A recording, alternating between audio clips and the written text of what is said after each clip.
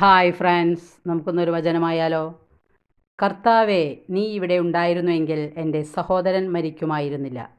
എന്താ സംഭവം നമുക്ക് നോക്കാം. ലാസർ മരിക്കാറായപ്പോൾ മർത്തായും മറിയവും ചിന്തിച്ചു, കർത്താവ് ഇവിടെയില്ല, ഇനി എന്തു ചെയ്യും?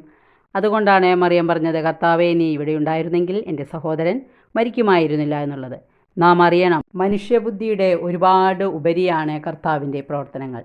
ബുദ്ധിയെ കർത്താവിന് മുകളിലായി നാം കണക്കാക്കുമ്പോഴാണ് ജീവിതത്തിൽ താളപ്പിഴകൾ വരുന്നതും എന്ത് ചെയ്യണമെന്നറിയാതെ നാം പകച്ചു നിൽക്കുന്നതും.